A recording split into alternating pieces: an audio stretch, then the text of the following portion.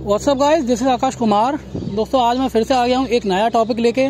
काफ़ी टाइम से लोगों के क्वेश्चंस आ रहे थे कि इंजरी कैसे ठीक करी जाए आर्म रेसलिंग से होने वाली, तो उस चीज़ के ऊपर मैं एक वीडियो आज बना रहा हूँ। तो जो भी नए लोग हैं जिनको इंजरी से प्रॉब्लम होती है, जो इंजरी हील नहीं कर पा रहे हैं या इंजरी से बचना चाह रहे हैं, तो उन लोगों के लिए ये वीडियो है। तो आज आपको पता चल जाएगा कि इंजरी से कैसे बचें और इंजरी कैसे ठीक करी जाती है। तो दोस्तों, स्टार्ट करते हैं कि पहले इंजरी से बचा कैसे जाए। ठीक है, क्योंकि इंजरी से बचोगे तो इंजरी होगी नहीं, तो हील करने की नौबत भी नहीं आएगी। तो इस बात को ध्यान से समझिए कि इंजरी से बचने के लिए सबसे ज़रूरी चीज़ है कि आप जो एक्सरसाइज करते हैं, आप जो वर्कआउट करते हैं जिम में या फिर अपने घर में या कोई भी किसी भी तरह का वर्कआउट, अगर आपका वर्कआउट सही फॉर्म में नहीं हो रहा है, अगर आप थोड़ी सी भी गलत फॉर्म का यूज़ कर रहे हो, आप मान लो आप बाइसेप्स कर्ल कर रहे हो और बाइसेप्स करते समय अगर आपकी फॉर्म ठीक नहीं है, आप अपनी कमर मोड़ रहे हो या कोई भी चीज़ कर रहे हो, गलत एक्सरसाइज करोगे, एक्सरसाइज को ढंग से नहीं करोगे तो इंजरी हो जाएगी। ये एक तरीका है इंजरी से बचने का। मतलब इंजरी से बचना है तो एक्सरसाइज को गलत तरीके से ना करें। ये सिर्फ एक एग्जाम्पल था। आर्म रेसलिंग की कोई भी एक्सरसाइज अगर आप गलत तरीके से करोगे, इंजरी होने के बहुत ज़्यादा चांसेस हैं। तो गलत तरीके से कोई भी एक्सरसाइज को ना करें तो आपको इंजरी नहीं होगी। दूसरा, अगर आप आर्म रेसलिंग की जो प्रैक्टिस करते हैं, टेबल पर पंजा लड़ाते हैं, पंजा लड़ाते समय अगर आप गलत एंगल में पंजा लड़ा रहे हो, एंगल आपका गलत हो गया, जैसे क्योंकि ये अक्सर नए लोगों के साथ होता है, जो बिगिनर्स होते हैं, वो क्या करते हैं, उन्हें आर्म रेसलिंग का भी ज़्यादा एक्सपीरियंस तो होता नहीं है, तो वो लोग गलत एंगल्स में पंजा कर लेते हैं। तो गलत एंगल में पंजा करने की वजह से होता क्या है, जिस एंगल में हमें नहीं जाना चाहिए हम वहाँ जाके अपनी पूरी स्ट्रेंथ लगा देते हैं। उससे क्या होता है, इंजरी हो जाती है, जो हमें पता भी नहीं चलती, अचानक से होती है। कई बार ऐसा होता है कि आर्म रेसलिंग खेल रहे हैं, खेलते खेलते गलत एंगल में चले गए, गलत प्रेशर पड़ा और अंदर कोई ऐसी इंजरी होती है कि फिर इंसान बड़ा परेशान होता है। कुछ लोगों के तो हाथ भी टूट जाते हैं। इंजरी से बचने का तरीका सिंपल सा है, गलत एक्सरसाइज ना करो, मतलब गलत तरीके से ना करो।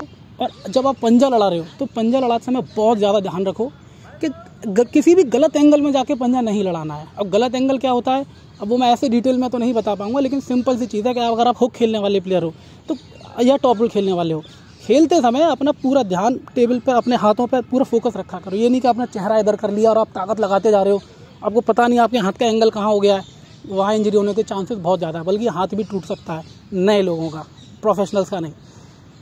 इंजरी से बचने का तरीका आपको मैंने बता दिया, एक्सरसाइज गलत ना करें और पंजा ढंग से लड़ाएं। पंजा जहाँ आपने गलत लड़ाया आपकी इंजरी हो जाएगी, बहुत प्रॉब्लम होगी। अब दूसरी चीज़ आती है कि अगर इंजरी हो गई है बाई चांस, मान लो आप सही तरह से पंजा भी लड़ा रहे हो और इंजरी हो चुकी है आपके, तो आपको अब इंजरी से बचना है, ठीक करना है, उसे हील करना है। तो इंजरी को ठीक करने का तरीका क्या है, तरीके बहुत सारे हैं, लेकिन ये ज़रूरी नहीं है कि वो 100% इंजरी पर काम करे या ना करे, क्योंकि मैं डॉक्टर तो हूँ नहीं जो 100% सही बात बताऊंगा, क्योंकि मैं आर्म रेसलर हूँ। तो मैं अपने एक्सपीरियंस के बेस पर वो सारी चीज़ें बताऊंगा कि इंजरी कैसे हील करी जाती है। तो ये बिगनर्स के लिए ही है, क्योंकि अक्सर इंजरी बिगनर्स को ही होती प्रोफेशनल्स को भी है, लेकिन वो एक अलग लेवल की इंजरी होती है, उनको आदत होती है वो चीज़ें समझने की, उनको इंजरी उस लेवल पर नहीं हो पाती जितनी एक बिगनर को हो जाती है। क्योंकि बिगनर क्या करते हैं, इंजरी होने के बाद भी लगे रहते हैं, पंजे वगैरह करते रहते हैं, तो उनकी इंजरी बढ़ती रहती है। तो दोस्तों, वीडियो पूरा देखने से पहले मैं कुछ बताना चाहता हूँ आपको एक प्रोडक्ट के बारे में। दोस्तों, मेरे पास है मार्स बाय GHC का हेयर ग्रोथ ऑयल प्रोडक्ट। इससे क्या होता है, अगर आपको बालों की प्रॉब्लम है, अगर आपका हेयर ग्रोथ अच्छे से नहीं कर रहा है, तो आपका हेयर ग्रोथ प्रॉब्लम सॉल्व हो जाएगी। इसके अंदर है ऑनियन ऑयल, भृंगराज ऑयल, टी ट्री ऑयल और ब्राह्मणी ऑयल, जोजोबा ऑयल। तो ये 4-5 चीज़ों का इसमें कॉम्बिनेशन है।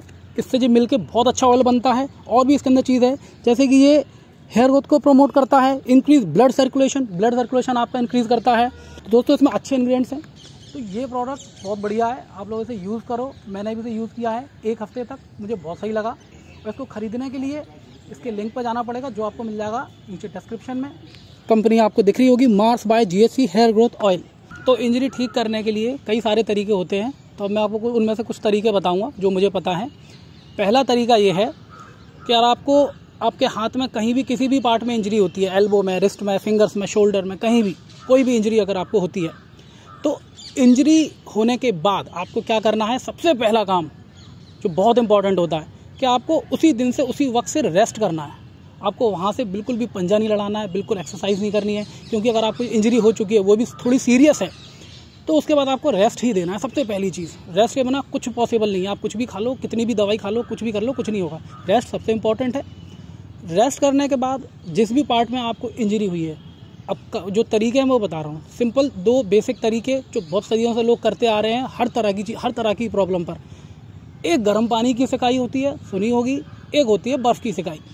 ये 2 चीज़ें ऐसी हैं जो बहुत सालों से चल रही हैं, बहुत सदियों से सभी करते हैं हर तरह की प्रॉब्लम पे। ये असर भी देती हैं लेकिन टाइम से स्लो, धीरे धीरे असर देती हैं। ऐसा नहीं है कि जादू की तरह एकदम 1 हफ्ते में दर्द ठीक कर दें, क्योंकि इंजरी भी बड़ी है तो दर्द भी टाइम से जाएगा। तो अगर आप सर्दियों के टाइम में हैं तो आपको गर्म पानी से सिकाई करनी चाहिए। अगर आप गर्मियों के टाइम में तो बर्फ़ से। इसकी वजह यह है कि सर्दियों में बर्फ़ लेने का मन ही नहीं करेगा और गर्मियों में गर्म पानी से सिकाई करने का मन नहीं करेगा, तो दोनों का अल्टरनेट है। सिंपल तरीका, बर्फ़ की सिकाई और गर्म पानी की सिकाई, इससे आराम मिलेगा लेकिन समय लगता है। अब जो बाकी के और तरीके हैं सिंपल वाले, जो अक्सर लोग इस्तेमाल करते हैं ज़्यादातर, कि कोई भी पेन किलर टैबलेट खा लेते हैं या फिर पेन किलर टाइप का जो जेल आते हैं, ट्यूब आते हैं, उन्हें लगा लेते हैं, स्प्रे लगा लेते हैं। ये क्या करते हैं, ये इंस्टेंट रिलीफ देते हैं, तुरंत के तुरंत आपको आराम दे देंगे और आपको फील भी होगा कि हाँ मेरा हाथ ठीक हो गया। उसी चक्कर में आप जाके दोबारा से एक्सरसाइज कर लेते हो, पंजा कर लेते हो, तो वो अंदर ही अंदर इंजरी बहुत बड़े लेवल पर पहुंच जाती है, पता नहीं चलता है। और ये इसका शिकार बहुत लोग होते हैं अक्सर। पहले मैं भी करता था लेकिन अब मैंने ये गलती करना छोड़ दी है। तो हो सके तो पेन किलर की टैबलेट इंजरी के टाइम पर ना ही खाएं, क्योंकि ये कोई वैसा पेन नहीं है हड्डी वाला जो डॉक्टर दवाई देगा तभी ठीक होगी। ये मस्कुलर पेन होता है, मांसपेशियों में होता है, जो एक्सरसाइज करने की वजह से हो जाता है। हमारी मसल्स पर जब खिंचाव बढ़ता है, हमारे टिश्यूज टूटते हैं, तब हमें इंजरी हो जाती है, अंदर से मसल फट जाती है। वो धीरे धीरे टाइम से ठीक होती है, ना कि टैबलेट खाने से। टैबलेट खाने से इंस्टेंट रिलैक्स मिलेगा और कुछ नहीं। उसमें क्या होगा, आपको लगेगा ठीक हो गया, उसके बाद आप जाके दोबारा पंजा कर लोगे और वो इंजरी बहुत बढ़ जाएगी। एग्जाम्पल के तौर पर कि अगर आपको मोच आ गई है, मोच में आपको चाहिए आराम, और आप आराम ना करो, दवाई खा के आपको लगेगा आपका पैर ठीक हो गया और आप ग्राउंड में दौड़ने चले जाओ, तो वो मोच अंदर से क्या होगा, ऊपर से दर्द नहीं होगा लेकिन अंदर से वो बहुत बड़ी हो जाएगी, प्रॉब्लम बढ़ जाएगी। तो बड़ी सिंपल सी बात है कि इंजरी अगर हो गई है तो उसमें अगर आप दवाई वगैरह ना ही खाएं तो बेटर ऑप्शन है। अगर आपको बहुत खतरनाक लेवल की इंजरी हो गई है, कोई ऐसी चीज़ कि मतलब जो समझ से ही बाहर है, कि जो कई महीने बीत गए ठीक ही नहीं हो रही है, तब आपको एक प्रॉपर फिजिशियन डॉक्टर के पास, हड्डी के डॉक्टर के पास जाना चाहिए, जो पूरा अच्छे से उसका देख रेख करे और समझे उस चीज़ को। क्योंकि हम लोग आर्म रेसलिंग में होता क्या है कि नॉर्मल इंजरीज होती हैं ज़्यादातर, बड़ी इंजरी बहुत कम होने के चांस होते हैं। बड़ी इंजरी हो भी जाती है तो हम जो प्रोफेशनल्स हैं, जो जिन्हें 5-6 साल का 10 साल का एक्सपीरियंस है, वो उस चीज़ को ठीक कर लेते हैं समय से। वो लोग कैसे करते हैं, वो लोग रेस्ट देते हैं काफ़ी लंबा। और नए लोगों में क्या होता है, बिगनर्स में, उनमें रेस्ट देने का मन नहीं करता उन्हें। उनको ये लगता है कि जल्दी से जल्दी आर्म रेसलिंग करो, ज़्यादा मुझे खेलने का मन करता है, बस वो रेस्ट नहीं देते। तो प्रोफेशनल्स में और बिगनर्स में यही फ़र्क होता है कि वो लोग बड़ी इंजरीज भी आसानी से ठीक कर लेते हैं, रेस्ट दे के, उसका प्रॉपर ट्रीटमेंट करके। तो इसका सिंपल सा वे यही है कि अगर आपको इंजरी हो रही है तो जो 2 बेसिक तरीके मैंने बताए, गर्म पानी की सिकाई और बर्फ़ की सिकाई, वो तो करें ही करें, वो तो बहुत काम की चीज़ है। साथ में अगर किसी को मान लो ज़्यादा सीरियस इंजरी हो गई है, उसे टैबलेट खाने का मन ही कर रहा है, उसे ट्यूब लगाने का मन, ट्यूब से कोई दिक्कत नहीं, ट्यूब लगाओ, स्प्रे लगाओ, कोई प्रॉब्लम नहीं है, उनसे भी इंस्टेंट रिलीफ मिलता है। लेकिन इंस्टेंट रिलीफ मिलने के बाद तुरंत एक्सरसाइज या पंजा ना करें, बिल्कुल ना करें, अवॉइड कर दो उस चीज़ को। तो और टैबलेट अगर खाने का मन कर रहा है तो टैबलेट आप तभी खाना जब आपका पेन बहुत हाई लेवल पर हो रहा हो, कि आपका हाथ भी ना उठाया जा रहा हो, बहुत प्रॉब्लम है, तब आप टैबलेट खाओ। लेकिन उसके बाद लंबे समय तक का रेस्ट, कोई बीच में ड्रामा नहीं, कोई पंजा नहीं। तो सिंपल वे है, इंजरी से बचना है तो गलत एक्सरसाइज मत करो, पंजा ढंग से लड़ाओ। और बाई चांस इंजरी तुम्हें हो भी जाती है तो उसके लिए जो नॉर्मल ट्रीटमेंट्स हैं, मतलब बहुत ज़्यादा बड़े ट्रीटमेंट की ज़रूरत नहीं है, क्योंकि अगर इंजरी के ऊपर डिपेंड करता है। 2 तरह की इंजरी होती है, एक होती है नॉर्मल इंजरी, उसमें क्या होता है कि वो हफ्ते भर में ऑटोमेटिक ठीक हो जाती है। तो ये है छोटी मोटी इंजरी, जिनमें आपको 1 हफ्ते में नॉर्मली दर्द बंद हो जाता है ऑटोमेटिक, इसमें कुछ नहीं करना पड़ता, उसमें आपको ज़्यादा दिक्कत भी नहीं होती है, पंजा भी कर लेते हो। लेकिन जो बड़ी और सीरियस इंजरी होती है वो थोड़ी अलग होती है, उनमें आपको पेन भी ज़्यादा होगा, ना आप पंजा कर पाओगे, ना आप एक्सरसाइज कर पाओगे। प्रॉब्लम सिर्फ वहीं आती है। छोटी मोटी इंजरी पे तो ना दवाई खानी चाहिए, ना ट्यूब लगाना चाहिए, खाली गर्म पानी और बर्फ़ की सिकाई बहुत है। बड़ी इंजरी पे सारी ट्रीटमेंट करे जाते हैं, लेकिन प्रॉपर रेस्ट भी दिया जाता है। तो अगर आप छोटी इंजरी हुई है तो कोई बात नहीं, छोड़ो, उसे दिमाग से निकाल दो, वो ऑटोमेटिक ठीक हो जाएगी। लेकिन बड़ी इंजरी है तो वहाँ आपको ध्यान देना ज़रूरी है। लेकिन मैं कहूँगा कि कोशिश ये करो कि अगर आप ध्यान से, अगर एक्सरसाइज ध्यान से करते हो, पंजा ध्यान से खेलते हैं, तो यहाँ तक की नौबत ही नहीं आएगी कि आपको इतनी बड़ी इंजरी हो गई और फिर आप परेशान हो। काफ़ी लोगों के मेरे पास उस पर फेसबुक पर मैसेजेस आए हुए थे, काफ़ी लड़के यूँ कहते थे भैया हमारी इतनी कर रही इंजरी हो गई है कि अब हाथ उठाया भी नहीं जाता है, पंजा लड़ाना तो बहुत दूर की बात है। कई लोगों ने तो मुझे अपने एक्सरे की रिपोर्ट भेजी, एक लड़का कह रहा मैंने MRI कराया। तो ये सब चीज़ें तब होती हैं जब आपने ध्यान नहीं दिया, गलत एक्सरसाइज या गलत तरीके से पंजा लड़ाने में आपको इंजरी हुई, उसके बाद और ना ध्यान दिया कि इंजरी होने के बाद भी पंजा लड़ाते रहे और एक्सरसाइज करते रहे, वो इंजरी धीरे धीरे बढ़ती गई और बहुत बड़ी हो गई। और अब वो इतने परेशान है कि वो कह रहे हैं कि हम बस पहले जैसे ही हो जाएं तो भी काफ़ी है। क्योंकि आर्म रेसलिंग की इंजरी ऐसी होती है जो मसल्स के अंदर होती है, वो किसी एक्सरे वगैरह में पकड़ में नहीं आती है, क्योंकि वो मसल्स इंजरी होती है, हड्डी की प्रॉब्लम नहीं होती है। एक्सरे में हड्डी की प्रॉब्लम आती है। तो इस तरह की इंजरी डॉक्टर लोगों के पास आप जाओगे ना तो वो खुद नहीं समझ पाते इसने कर क्या लिया है, इसलिए वो कहते हैं रेस्ट करो, पंजा मत लड़ाओ, एक्सरसाइज मत करो, दवाई खाओ, क्योंकि यही तरीका है।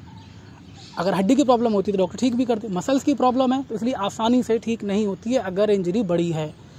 तो बड़ी सिंपल सी बात है, इस बात को समझो कि कोई गलत तरीके से एक्सरसाइज मत करो, पंजा ढंग से लड़ाओ, इंजरी से बचने की कोशिश करो ज़्यादा से ज़्यादा, और बाई चांस इंजरी हो जाए तो पूरा ध्यान रखो, रेस्ट करो, अच्छा ट्रीटमेंट करो, और कुछ करने की ज़रूरत नहीं है। और इस चीज़ से मत घबराओ कि हमारा इतना लंबा रेस्ट हो गया है, इतना टाइम छूटा जा रहा है, हमारा सब बेकार हो रहा है, लड़का आगे निकल रहा है। ऐसा कुछ नहीं है। जब इंजरी ठीक होगी दोबारा एक्सरसाइज करोगे, दोबारा आगे निकल जाओगे। सबकी लाइफ में ये फेस आता है, कोई कभी डाउनफॉल जाता है, किसी का हाई फॉल जाता है, कोई बहुत ऊपर पहुंच जाता है, कोई एकदम नीचे हो जाता है। अभी मेरे को ही ले लो, अभी मैं 5 महीने से विदाउट एक्सरसाइज चल रहा हूँ, होम कंस्ट्रक्शन के काम में बिजी हूँ बहुत ज़्यादा। तो 5 महीने से बिल्कुल मैं इतना ज़्यादा बिजी हो गया हूँ कि अपना कुछ भी ध्यान ही नहीं दे पा रहा हूँ बॉडी पे, सिर्फ अपना घर का काम, और ये ना डाइट जा रही है ना बॉडी में, ना एक्सरसाइज कर पा रहा हूँ। तो मेरी बॉडी भी अभी तक की सबसे वर्स्ट फॉर्म में चल रहा हूँ, बेकार फॉर्म में। अभी मैं किसी आर्म रेसलिंग सुपर मैच कर लूँ 100% हार जाऊँगा किसी से भी। तो अभी मेरे साथ भी हो रहा है, लेकिन आने वाले टाइम में जैसे मैं फ्री हो जाऊँगा, एक्सरसाइज करूँगा, 2-3 महीने लगेंगे फिर से पहले जैसा, सिंपल है। तो इस चीज़ की टेंशन मत लो। चलो ये तो था दोस्तों ये वाला वीडियो, जो यहाँ तक था टॉपिक, ये हो गया आपका ख़त्म। अब आगे मैं एक छोटी सी और बात बताता हूँ। बहुत लंबा समय हो गया मुझे मेरे वीडियोस नहीं आ रहे थे, क्योंकि सिचुएशन ही ऐसी है, ये पेंडेमिक वगैरह, ये सब इतनी कोविड वगैरह ऐसी प्रॉब्लम है कि एक तो मैचेस नहीं हो पा रहे हैं, कहीं कंपटीशन ज़्यादा हो नहीं पाते हैं, कहीं होते भी तो बहुत दूर दूर होते हैं, वहाँ जा नहीं पाते हैं। तो कंपटीशन आ रहे हैं बहुत कम, तो वीडियोस भी आ पा रहे हैं बहुत कम। अब रही बात कंपटीशन को हटा के कि मैं वर्कआउट वीडियोस क्यों नहीं ला रहा हूँ, तो दोस्तों इस पेंडेमिक में जिम भी तो बंद है, बहुत जगहों पे जिम्स बंद है, तो जिम के अंदर ही वर्कआउट एक अच्छा वीडियो बन पाता है, वो भी नहीं हो पा रहा है। और कभी कभार मौका मिलता भी है तो उस समय वीडियो बनाने के लिए हम रेडी नहीं होते हैं, और घर का वर्कआउट उतना अच्छा नहीं हो पाता है, उतनी सारी चीज़ें उसमें ऐड नहीं हो पाती हैं, और वो एक चीज़ को मैं बार बार डाल के क्या करूँगा। तो ये एक प्रॉब्लम है कि वीडियो ना आ पा रही है। लेकिन जब सब ठीक हो जाएगा, कॉम्पिटिशन चालू हो जाएंगे, जिम खुल जाएंगी, मैं प्रॉपर बहुत सारे वीडियोज़ लाऊँगा। तब तक के लिए अलविदा दोस्तों, फिर मिलेंगे। वीडियो को लाइक करना, शेयर करना। Thank you so much.